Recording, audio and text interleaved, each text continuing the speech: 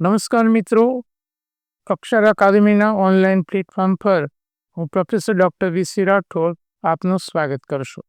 બંધારણની કલમોના પરિચય અન્વયે આજે આપણે કલમ નંબર 164ની જોગવાઈઓ જોઈશું. જોઈએ કલમ નંબર 164, મંત્રીઓ અંગેની અન્ય જોગવાઈઓ. કલમ નંબર 163માં મંત્રીમંડળની રચના અંગેની વાત કરી હતી. અહીંયા મંત્રીઓ અંગેની જે અન્ય જોગવાઈઓ છે એની વાત કરીશું. આ જે કલમ છે એ પરીક્ષા માટે અગત્યની છે, કારણ કે એમાંથી 2-3 વિગતો પરીક્ષામાં પૂછાય છે, જે આપણે જોઈશું. મુખ્યમંત્રીની નિમણૂક રાજ્યપાલ કરશે. પહેલો સવાલ તો એ છે કે મુખ્યમંત્રીની નિમણૂક કોણ કરે છે? રાજ્યપાલ કરે છે.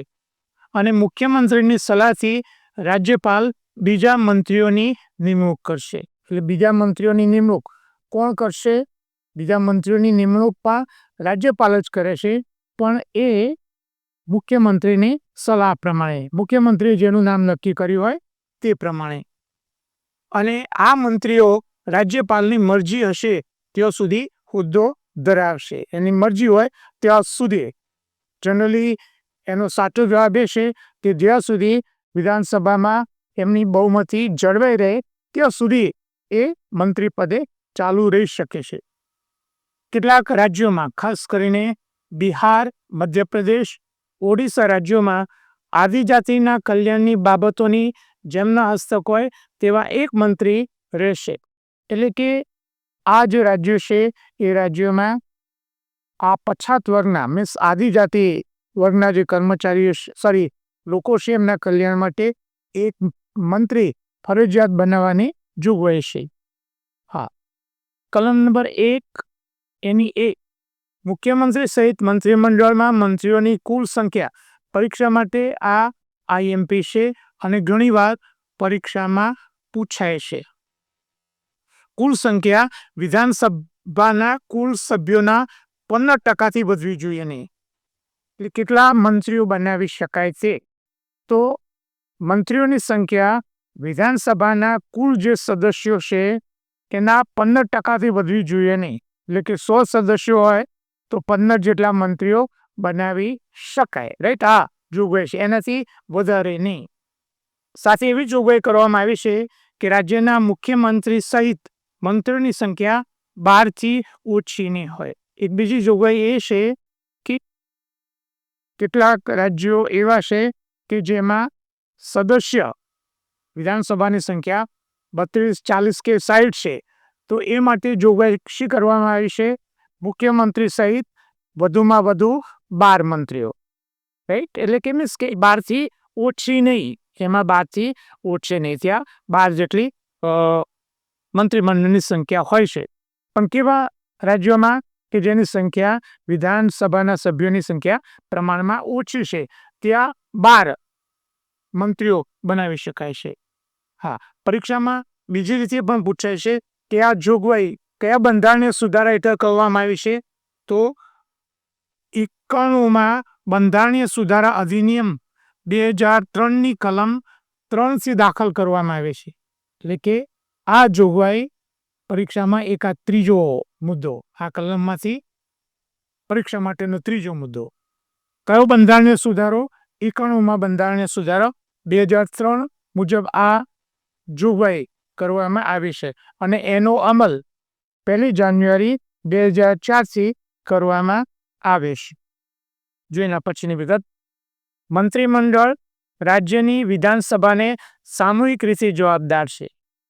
મંત્રીમંડળ છે, રાજ્યની જે વિધાનસભા છે એને સામૂહિક રીતે જવાબદાર છે. જવાબદારી સામૂહિક.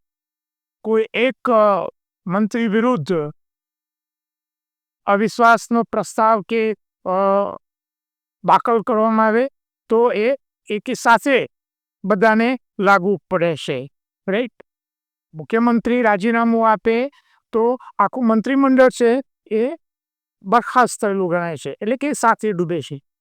કોઈ મંત્રી મુખ્યમંત્રી સહિત પોતાનો હોદ્દો સંભાળે તે પહેલા રાજ્યપાલ સમક્ષ હોદ્દાના અને ગુપ્તતાના શપથ લેશે. એટલે કે આ પ્રશ્ન પણ પરીક્ષામાં પૂછાય છે. મુખ્યમંત્રી અને મંત્રીઓ શપથ કોની સમક્ષ લેશે? રાજ્યપાલ સમક્ષ લેશે. હા, સતત 6 મહિનાથી પરીક્ષામાં આ પણ પ્રશ્ન પૂછાય છે.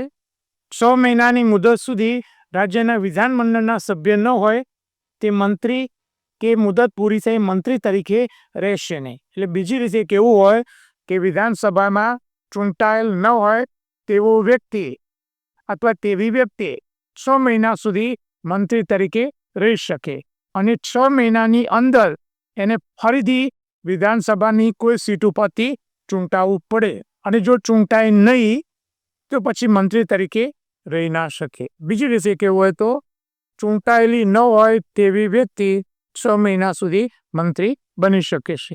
આગળ ચાલુ રાખવા માટે એને કોઈ સીટ ઉપરથી ફરીથી એને ચૂંટાવવું પડે. હા, મંત્રીઓના પગાર અને ભત્તા રાજ્યનું વિધાનમંડળ વખતો વખત નક્કી કરે તે પ્રકારે રહેશે. રાજ્યના મુખ્યમંત્રીની નિમણૂક રાજ્યપાલ કરે છે એ આપણે જોયું. મંત્રીઓની નિમણૂક મુખ્યમંત્રીની સલાહથી રાજ્યપાલ કરે છે. મુખ્યમંત્રી અને મંત્રીઓ રાજ્યપાલની મરજી હોય ત્યાં સુધી હોદ્દા પર રહી શકે છે, પણ સામાન્ય રસ્તો એ છે કે વિધાનસભામાં એ બહુમતી જાળવે ત્યાં સુધી. મંત્રીમંડળ વિધાનસભામાં પોતાનો પક્ષ બહુમતી ધરાવે ત્યાં સુધી હોદ્દા પર રહી શકે છે. આ રાજ્યોમાં આદિજાતિ માટે એક મંત્રી બનાવવાની જોગવાઈ છે.